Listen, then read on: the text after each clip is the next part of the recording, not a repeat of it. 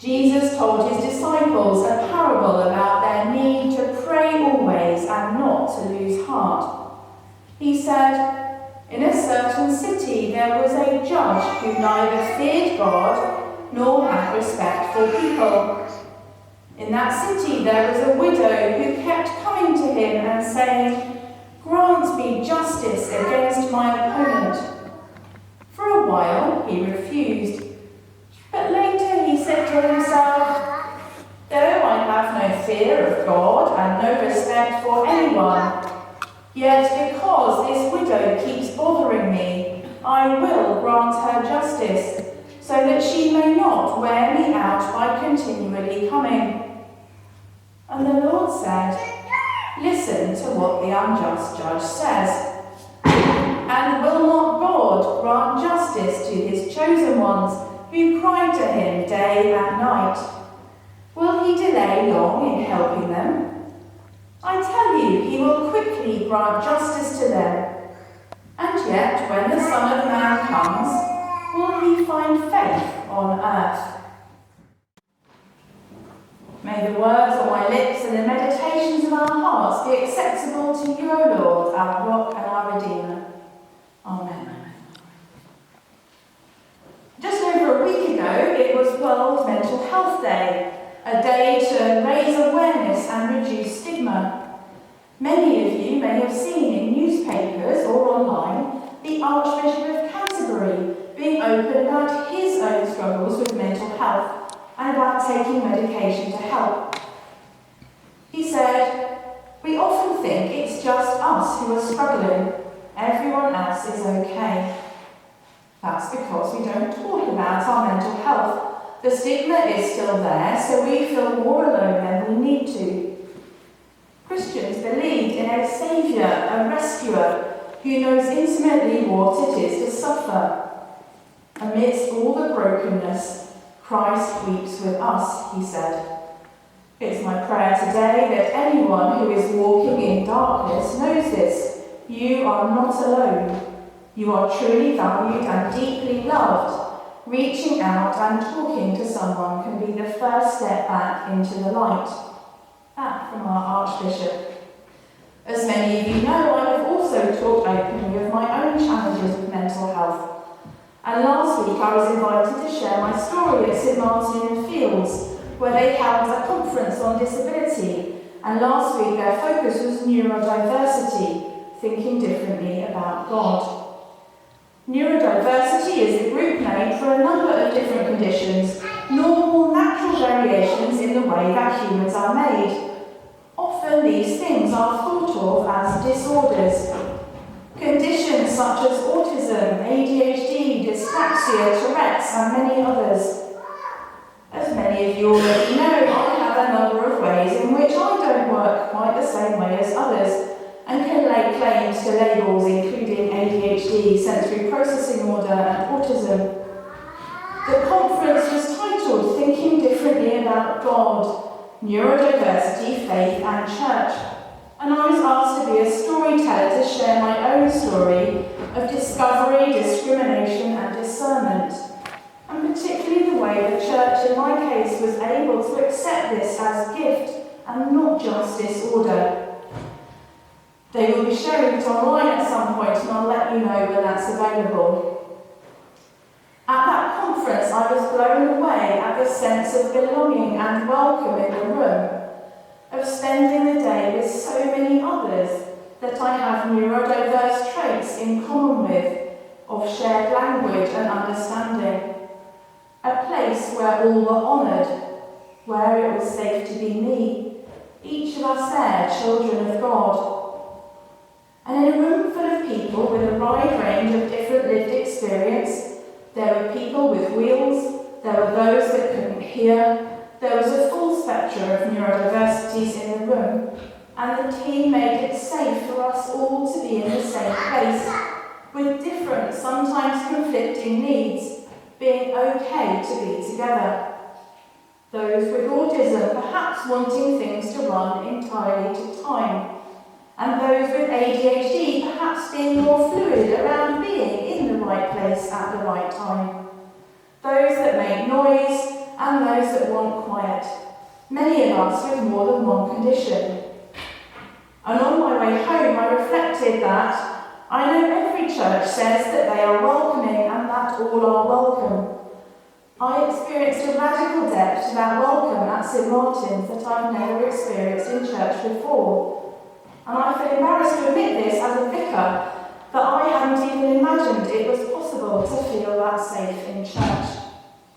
And it's got me pondering about life in our church here. When we think about making church accessible, are we just thinking of how to make sure we can physically get people through the doors?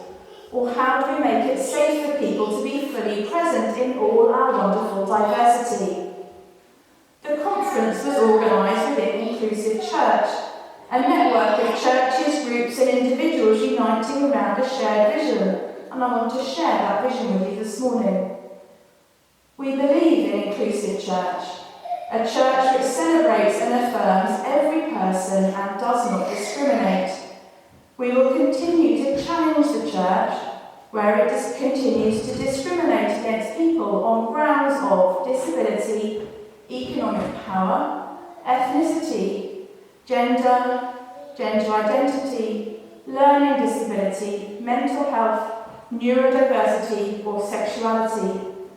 We believe in a church which welcomes and serves all people in the name of Jesus Christ, which is scripturally faithful, which seeks to proclaim the gospel afresh for each generation, and which, in the power of the Holy Spirit, allows all people to grasp how wide and long and high and deep is the love of Jesus Christ. It was so exciting for me to be part of that space, being open to the breadth of God's call to so many different people. And last Saturday we had the treat of Sam Wells leading us in a Bible study where we looked at the Gospel reading that we have just shared today.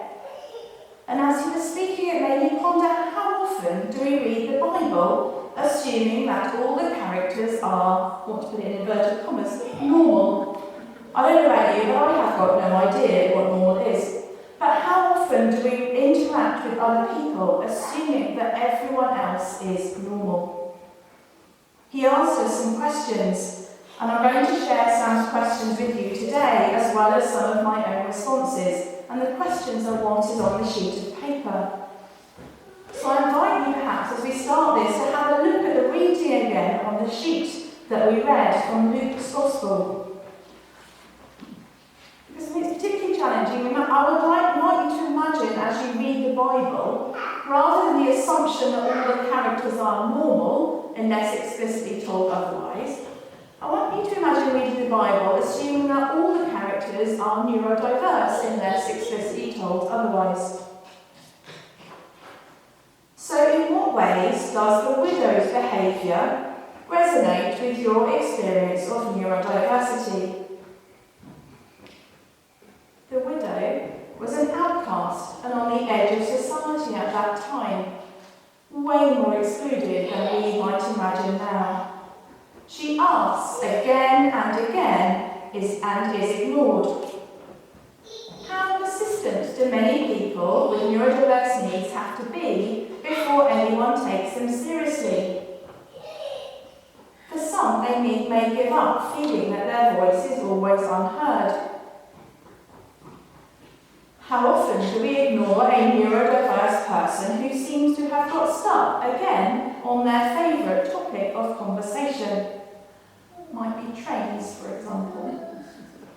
Were people ignoring this widow in the same way that somehow it's become acceptable to ignore someone that may only ever talk about their love of trains? In what way does the judge's behaviour resonate with your experience of neurodiversity? It may help if you've got an understanding of auditory processing disorder, where it can be harder for a person to understand what is being said, to make sense of the words. Or perhaps dyslexia, where it may be harder for the person to make sense of what is written. Does that change how we view the judge? The delay in making sense of what is being asked of them. Sure, there are other ways that you might respond to this too. How helpful is it to think of the widow as us and the judge as God? In our prayers, are we willing to be persistent, to keep coming before God with the desires of our heart? In my own experience, when we really do approach the divine with the deep desires of our heart, He will answer us, and though often in deeply unexpected, surprising ways. Or do we see God as unjust, as arbitrarily deciding who He will listen to? How helpful is it to think of the widow as God and the judge as us? For me, this question turns it completely on its head, and I'm really challenged by this one. I think God is infinitely persistent with us, sharing His love with us, always coming to us, being present to us. And I find it uncomfortable to think of myself as the judge. But in those moments when I'm completely honest with myself, I know that so often I find it hard to let God in. If I am honest, so often I want to sort things myself. I like to have the right answers, I want the world to be as I see it, and I don't always want to be bothered with God. The God that asks us, all of us, to care for the poor, to look after the widow, to speak up for those that can't speak for themselves. How persistent does God have to be to me for me to really listen to Him? And once you start looking through the Bible through the lens of neurodiversity or disability, it's really interesting. Sam wonders there, are there any other parables that you can think of where this sort of reversal might be helpful? I'm just going to share one, but I'm sure please after the service, please share others.